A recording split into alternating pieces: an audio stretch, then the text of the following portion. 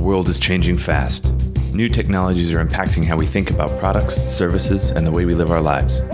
Nowhere is this trend more present than in financial services, where new business models and customer expectations are changing our conceptions about banking, finance, and the very nature of money. Welcome to Rebank, a visionary podcast about banking, fintech, and the future. The future of banking is here. Hello and welcome to Rebank. I'm your host, Will Beeson. Today we're joined by Gavin Beardsley. Gavin is the Managing Director of B2C2, a leading cryptocurrency market maker, and he's one of the 40 coolest people in UK fintech, according to Business Insider. B2C2 provides 24/7, 365 liquidity for half a dozen of the leading cryptocurrencies in all the main fiats, plus synthetic exposure to crypto.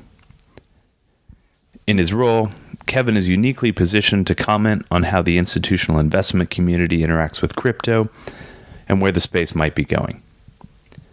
Prior to joining B2C2, Gavin ran business development at Elliptic, a software and investigations company that helps banks and law enforcement monitor Bitcoin transactions and detect suspicious activity. Before that, he was a director of membership at the Bitcoin Foundation. He's got some fascinating stories, some of which he tells in this conversation. Today's discussion was a great opportunity to take stock on where crypto sits in its development and where it might be going. Connect with us on Twitter at Rebank Podcast or on LinkedIn, Facebook, or YouTube. Thanks very much for joining us today. Please welcome Gavin Beardsley. Gavin, welcome to Rebank. Thank you. So it's great to connect with another American. Can I call you American? Yes. American? Yeah. I think you mentioned you're born in Singapore. Yeah, I was born in Singapore, but I grew up as American. In Okay. America, and I identify as American. All right, perfect. Well, it's great to connect with another American in London. You, I think, moved over here pretty recently, and you're the Managing Director of B2C2, an OTC crypto exchange. Yeah, exactly. So I moved over here in about 2014. I followed my now wife over here and started with B2C2. We're the largest cryptocurrency market-making firm. So can you just kind of explain what that means in practice? Because I think, unfortunately, I have these, I don't know, like images of 1980s, like stockbrokers on the phone calling people and trying to make trades. How does OTC broking work in the age of crypto? Yeah, I mean, it's not wildly dissimilar to that. It's just a lot less of partying, I think, than those guys probably got to do. So there's two sides to our business. One is what's referred to as on-exchange market making. And basically what you do there is you show up at an exchange the same way you or I would do, and you trade. You buy and sell on the exchange. So we buy and sell across about 20 exchanges around the world right now. It's everything from regulated exchanges like Bitstamp or Bitflyer to unregulated exchanges like Bitfinex or Kraken to traditional venues like the CME. So we do that with our own balance sheet. We trade with our own money, so to speak, and for our own profit. We also offer over-the-counter services. So in that world, what you do is you set up a relationship with sometimes a bank, a hedge fund, a retail FX firm, a CFD firm, or even a high net worth individual or family trust, and they come to us to buy and sell cryptocurrency. So it's not wildly dissimilar in principle to what they used to do in the old days, but it's more done over like Slack and Skype and Bloomberg than a phone call. Yeah.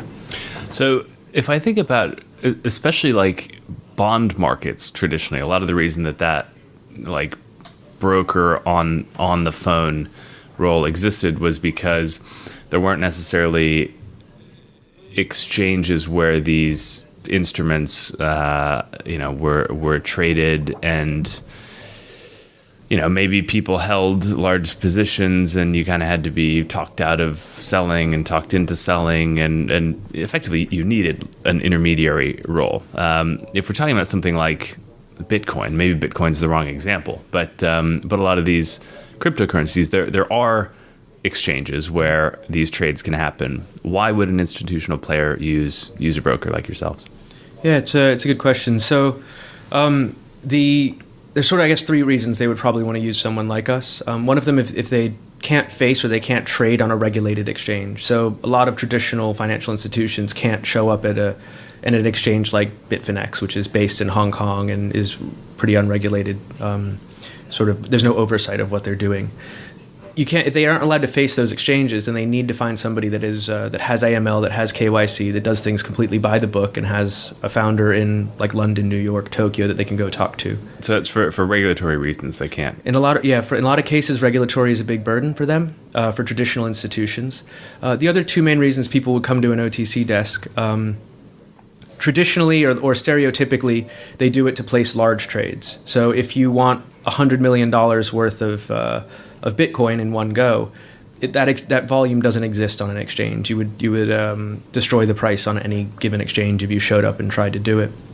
So they'll come to an OTC desk, and an OTC buyer, since it's a direct transaction, you can negotiate a price and then place a single order. The other reason, and where we actually specialize, is if you need more frequency than you can find on an exchange. So if you or I go to a Bitstamp or a Coinbase today and we want to trade $1,000 worth of Bitcoin, no problem. There's plenty of liquidity there 24/7. But if you want to trade $50,000 worth of Bitcoin and you want to do that 200 times a second, those exchanges just there isn't someone to sit on the other side of that transaction. So you structurally cannot service that demand. And that matters a lot to large retail FX houses who have enormous customer bases that are placing orders 24/7. They can't pass that directly through to an exchange. And how is it that you're able to facilitate that last type of trade? So we focus on electronic trading. So we can do the big flagship, giant number trades, but we don't like to for a number of reasons.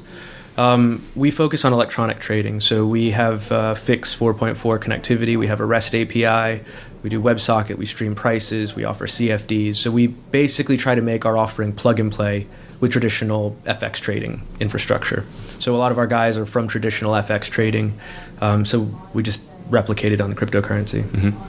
And is it geared toward like algorithmic high frequency traders, or is it, I don't know, wholesale FX companies who are just doing, basically offering a product to thousands of retail customers who happen to be transacting at various times in various ways? Yeah, we work with both. We're very happy to service any kind of trading demand. So we connect to them and we'll put trades to them and they put trades to us if it's a sort of a high frequency trading firm, or if it's a retail brokerage, they'll just usually pass stuff straight through to us. So we're happy trading either way. Yeah. So I'm sure there are confidentiality concerns around the work you do for your clients, and so won't get into any of that. Certainly wouldn't ask you to breach any of that confidence, but are there any, particularly interesting or bizarre things that you've seen over the past few years? I don't know, particularly big orders or weird movements or stuff that's made you kind of go, wow, this is interesting.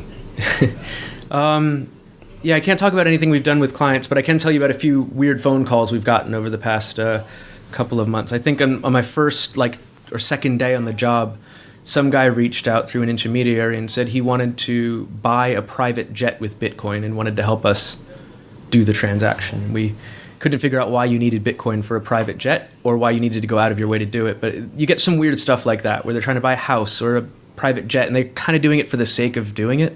And they tend to be a little bit sketchy. So we never deal with those people, but they're fun to experience because they're unusual. So maybe the bigger question is, what's the legitimate institutional appetite in the crypto space at this point? And related question, are there other individuals who are moving significant volume, either people that have, that had early exposure to something like Bitcoin, or I don't know, people with wealth accumulated in other ways that are taking, long or short one-way bets?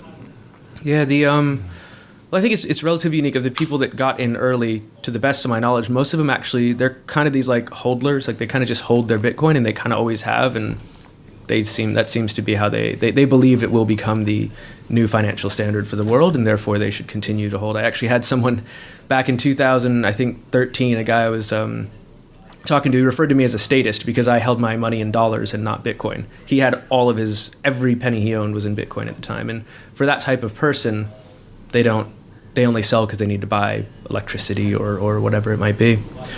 In terms of institutions getting into the space, though, that's been an interesting thing. So I think I started at the Bitcoin Foundation in 2014 and then was at Elliptic for 2014 until last year. I can say I was in the middle of the category and never thought we would see what we're seeing today. Like the Senate hearings with the CFTC and SEC, large players quite publicly getting into the space and a lot of them more quietly figuring out how to get into the space. I never thought this would happen. So I think a lot of people that were like, oh, we always knew this was going to happen, I think it's a load of bollocks. And no one knew. And anyone that did know would have been buying all the way down at 200. And I was at those conferences. And when it was at 200, everyone was wondering if they need to go find a new job next year because there was nowhere to go. Must have been small conferences when it was 200. they got really small there for a while. I've been to the early days, they were just like 50 or 60 people. And most of them were like fairly libertarian, anarchist type people. And they're quite a strange cast of characters. Now you show up at a conference, it's 90% consultants in suits and 10% people that are trying to build something and a bunch of scam artists intermingled. So you mentioned that you were at the Bitcoin Foundation before. What was your role there? Tell us a bit about that. Yeah, so I joined the Bitcoin Foundation as their director of membership. So in the early days, the Bitcoin Foundation wanted to become a little bit like the Linux Foundation. They wanted to be the sort of central force for good in the ecosystem. That never really materialized in the end. But as the director of membership, it was my job to go out and convince companies or individuals to donate Bitcoin to the Bitcoin Foundation. They did fund a few core developers, which was, I thought, really good for the ecosystem. And they tried to do some good work with regulation and getting the word out about Bitcoin. So as director of membership, I just spoke to Bitcoin companies all day and tried to convince them to donate to the Bitcoin Foundation. You told me an interesting story before we started recording about one of your first meetings in the Bitcoin world, which is I guess kind of representative of what the space was like in whenever it was 2013, 14 when you first got involved. Can you tell us about that? Yeah, so I think the first person I actually met in cryptocurrency was Gavin Andresen, and the way I got to him was I read the Bitcoin white paper. A friend sent it to me as a curiosity, and I kind of couldn't stop reading it, and I just. It was early enough that you could just email Gavin. So I just cold emailed him. And for context, for listeners, who's Gavin? Yeah, so Gavin was the chief scientist of Bitcoin from, I guess, about 2012 up until about 2016, plus or minus. I don't remember the exact dates. But he was the guy Satoshi Nakamoto handed Bitcoin over to. So he was actually in charge of Bitcoin's early growth and in charge of spearheaded a lot of the major innovations in Bitcoin. So he was the central figure for Bitcoin development, and you could just email the guy. Like he wasn't. It was pretty wild. So I just emailed him and said, Gavin, I'd love to meet you. I'd love to take you out for lunch. And he said, okay. The problem is he was in Boston and I was in New York. So I took a day off work. I rented a car and I just drove straight up to Boston, had an hour lunch with Gavin at some local cafe, and then drove straight back to New York that afternoon. But that was my first intro to cryptocurrency. And I guess it stuck because here you are, whatever it is, 4 years later, still in the space. Yeah. And I guess there was a fortunate sidestep, maybe, of a potential role that came your way at one point, which is a mind-blowing story. Will you tell us about that too? Yeah, so Gavin was on the board of the Bitcoin Foundation at the time, and that's how one of the ways I eventually got into the Bitcoin Foundation. But he connected me to a guy called Charlie Shrem, and Charlie was based in New York, and he was at the time, and this is back in 2014. He was running a company called BitInstant. They did cash to Bitcoin transactions, and I think they had a deal where you could buy them at 7-Eleven and things like that. It was quite innovative stuff. Their backers were the Winklevoss brothers, so they had at the time the best backers in the space. They had a really interesting product. So I kind of became friends with Charlie, and we started talking, and it looked like we were, he made an offer about a job that I might do at BitInstant, and it seemed really interesting. And for one reason or another, it didn't work out, and thankfully so, because Charlie, I'm sorry if you're listening, but he actually ended up going to jail not long after that. So. Well, yeah, like FBI bust, wasn't he? Yeah, I don't remember the exact or something, but yeah, I don't remember the exact thing that happened for him, but he quite publicly ended up paying for it. Yeah, like a bit of a martyr in the Bitcoin community, right? I think a lot of people felt he got wrongly treated. Yeah, I mean, I can't speak to right or wrong and what happened or what he did or didn't do, but I can tell you he's a really nice guy and he's a really smart guy and he certainly knows the space really well. And I think it's really exciting that he's still in the space because he's a good dude. Yeah. So why London for a crypto exchange? Sorry, for me or OTC, for OTC crypto broker. For B2C2. Well, London's kind of the centerpiece of the world for FX trading. So a lot of people they have a bit of a misconception that cryptocurrency is going to more closely resemble equities markets. So you'll have like New York Stock Exchange and things like that. It's more likely to resemble FX trading, foreign exchange trading, and for that, London's the center of the universe. Why do you say that it's more likely to resemble FX than equities? Well, it's the market is just fractured all over the world. So it's FX trades I think pretty much around the clock in all major countries around the world, and it's primarily OTC based. So there are main parties that trade it, but there's not like the New York Stock Exchange or a few big exchanges in each country. So I think crypto will end up being more and more sort of OTC based, and then you'll have a few big venues where you go to trade, like the Coinbases of the world, the Krakens, the Bitstamps that will continue to go. Mm-hmm. So, okay, from a infrastructure, trading infrastructure standpoint, describe it as more like a currency. And how about from its relevance in the capital structure and financing? Is it a currency? Is it an asset? Is it an equity-like instrument? Yeah, I don't know. Feels like a Senate hearing this. Yeah. Well, I wish I knew the answer to that one. And I think I really feel bad for the regulators having to piece this together. And for what it's worth, I think they've done it's a very unpopular view, but I think especially the American and the UK, but especially the American regulators have done a phenomenal job, because it's like if you actually sit down and you have to put pen to paper about where it sits, it becomes an incredibly complex thing to piece together. You hear a lot of people just shouting a very one-sided view into the Twitter ether, but it's a wildly complex thing to come up with because it hasn't existed before. So I have no idea where it sits. Yeah. Okay, so that's from like a legal and regulatory standpoint, but in terms of the actual value add to the broader economy of crypto, do you see that being as a medium of exchange, as a way for companies to effectively pre-fund themselves, like a lot of companies are doing now? Is it a way of distributing ownership and decision making in a way that hasn't necessarily existed in the past? Yeah, I think I don't know.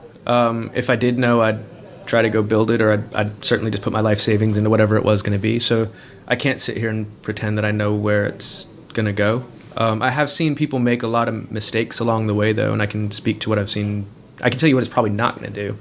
I think it's probably not going to replace anything that exists in the real world today. So money that you can move on the internet kind of never existed. Like decentralized money didn't exist before, and therefore it was a new thing. But you hear a lot of stuff early days. It was, Bitcoin's going to replace the dollar, or you hear things like Bitcoin's going to like blockchain is going to replace Oracle, or now I think they're saying the latest trend is that it's securities on a blockchain, or you have these utility tokens that are going to be decentralized Facebook or whatever it is. That type, like saying you're going to replace something that exists in the world, doesn't make very much sense to me at all. I've seen very little to indicate that anybody's gotten any traction whatsoever at actually doing that. So Ethereum's not going to replace computers. It's going to allow you to do things that you wouldn't have done before. So to that end, I think one of the things I'm really excited about is like provably rare digital art.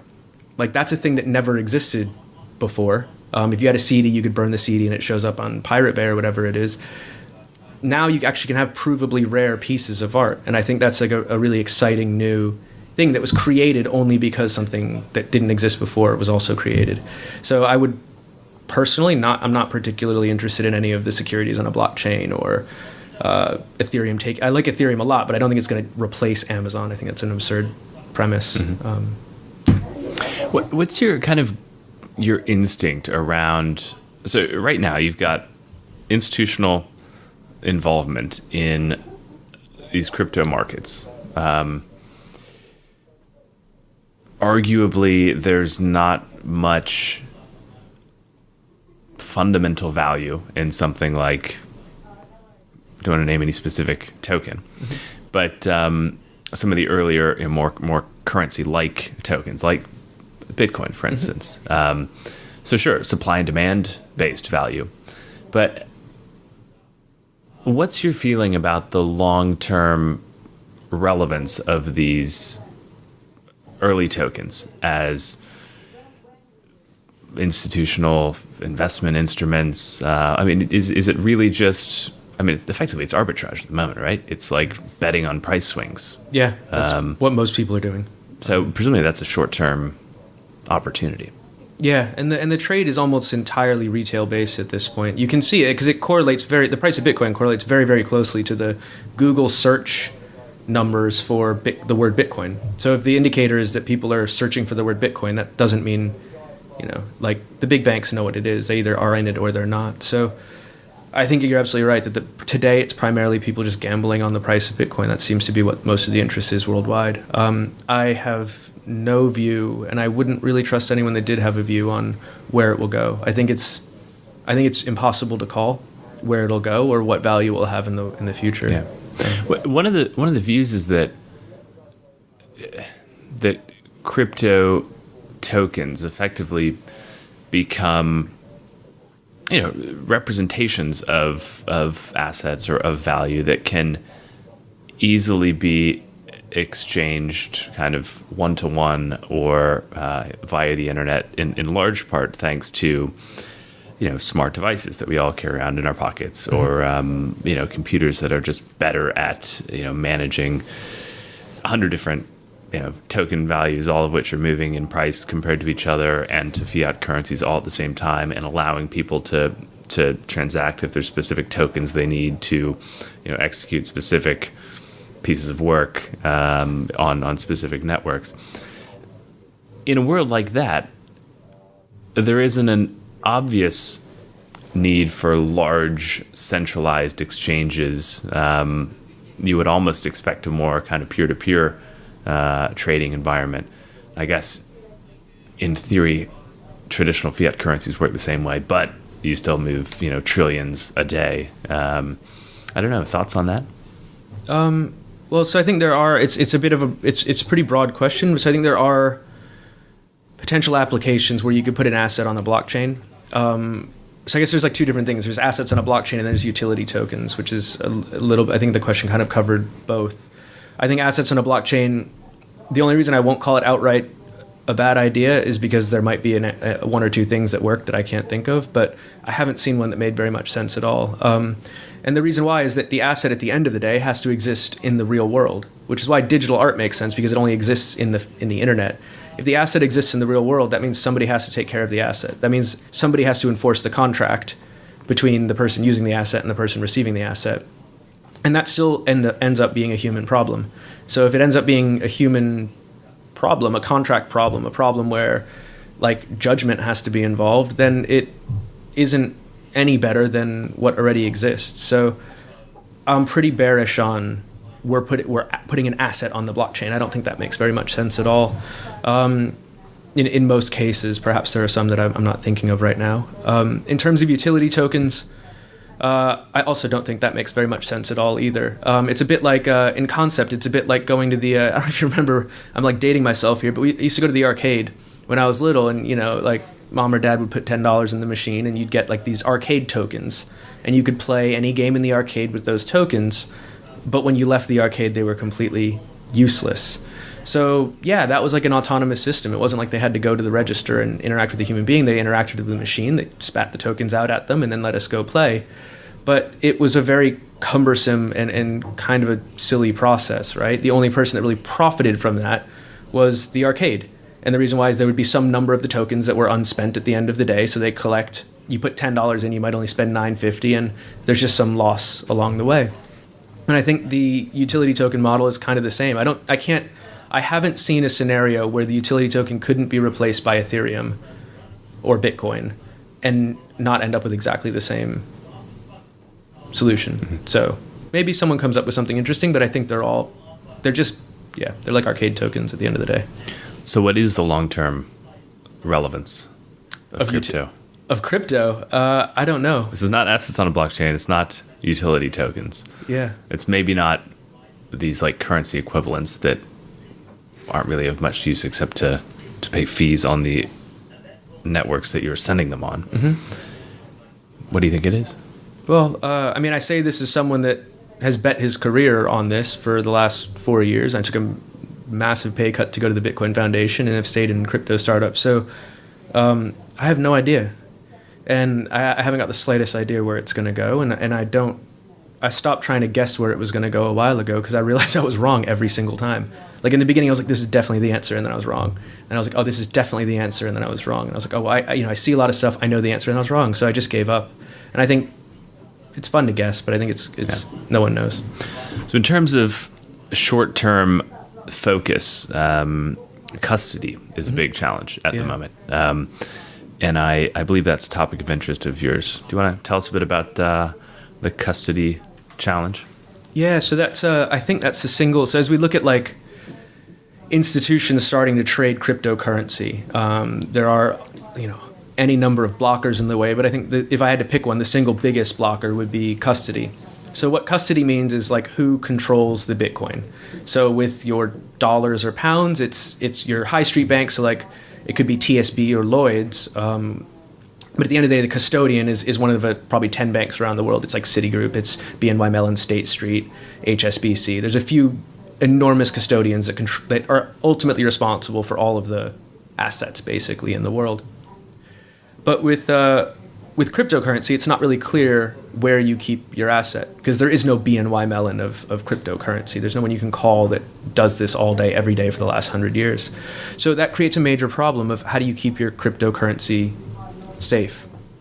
And for large institutions, it's fine if you have $1,000, keep it on your phone or on a website, but you can't do that when you're a large institution. You have $1 billion worth of this stuff sitting around. You need actual infrastructure for that. So the world of cryptocurrency custody is evolving quickly, but it's still massively underdeveloped. And the problem with custody in particular is if you get it wrong, you lose the money. It's not like a messaging app where if you get it wrong, you lose the photo of your neighbor's dog. You get it wrong, you actually lose all your money. And so it's a very, very high stakes game, and it'll evolve slowly, I think. Presumably it has to evolve in earnest in order for this. We talked about the institutional angle before, and yeah, sure. So there's like short-term, speculation, but for real kind of broad-based exposure to crypto, you kind of have to sort out the custody thing. And presumably there are people working on it. Yeah, and there are people that do it well today. The likes of Gemini, Zappo, Coinbase. They've got excellent custody products. Like they have genuinely good products out there. So it's not as if it can't be done well. It's just there's a big difference between, maybe less of a difference between Coinbase and the big banks today, but there's a big difference between any of those companies and State Street. And if you're another institutional bank, you're used to working with State Street, your investors, your board is used to you working with State Street or BNY Mellon, and it feels scary to them when you show up, even if it's a good product, with something that's not the thing they're used to seeing. Yeah. Presumably it takes a while to build at scale. Yeah, actually the hardest part of custody, so custody itself is actually very, very easy. All you're doing is storing a password. So all the cryptocurrencies in the world rely on a public-private key pair, so you're basically storing a private key. It's a string of letters and numbers. So that in and of itself is not difficult at all. You can just literally print it out on a piece of paper and put it in a safe deposit box and you're done. The problem is that the difficult part of custody is actually the operations around it. So who has the right to access that box? Because it's a bearer instrument, right? So whoever has the right to access the box might be able to take all of it. So how many people need to sign off on it before the money can move? Who has access to it? How do you know things are being updated accordingly? And who has access to that software? Because God help you if they put something in there that does something malicious 6 months later. It's the operations are the scary part. Not that storing it itself is quite easy, actually. In terms of the ICO space, and I was going to say things have kind of slowed down since late 2017, but at the same time, I think Telegram's in the process of raising like 1.7 billion Unbelievable. or something. Yeah. But there's still these concerns about regulatory compliance and AML and everything as people subscribe to these issues, and half of them seem to be fraudulent from the get-go. I mean, is the solution some sort of like structure platform around which people can just it's like ready-made ICO, you kind of insert your idea and some sort of platform takes care of the rest? Might be. I think a lot of people are really playing with fire. They come out like actually some of the best. It's kind of sad, but some of the best innovation in cryptocurrency has been by the lawyers.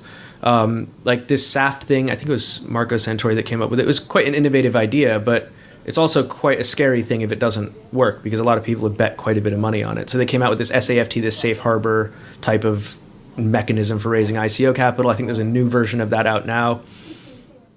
They're playing with fire, and basically all they're trying to do is tell you that like a lot of these guys are basically saying it looks like a duck, it quacks like a duck, but it's not a duck. And at the end of the day, it's come on, guys. Yeah.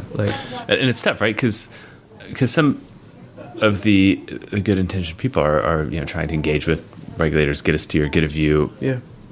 But most regulators just aren't there yet in terms of figuring out what this is, how it needs to be regulated. The laws aren't there, the regulation isn't there.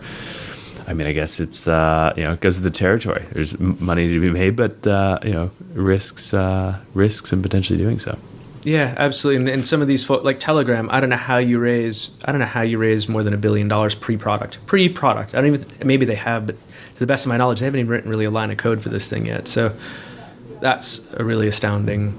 And it's actually institutions, from what I understand, backing that thing. It's not just mom and pop on the street paying in $100 here or there. It's like big institutions that should know what they're doing, just dumping piles of money into this thing. So we'll see. Kevin, what's the best way for people to connect with you and find out more about your work? Yeah, I'm on Twitter at Kevin H. Beardsley. So Kevin, letter H, Beardsley. Or you can try to reach me through the B2C2 website. If you fill out a contact form, it'll get to me. All right. And multi-$100 million Bitcoin orders, you know who to contact. Kevin Beardsley, thank you very much for joining us today. Thank you very much for your time. Thanks for tuning into Rebank. If you like today's show, reach out. Follow us on Twitter at Rebank Podcast and join the conversation. For more on banking, fintech, and the future, check out our regular content at www.bankingthefuture.com.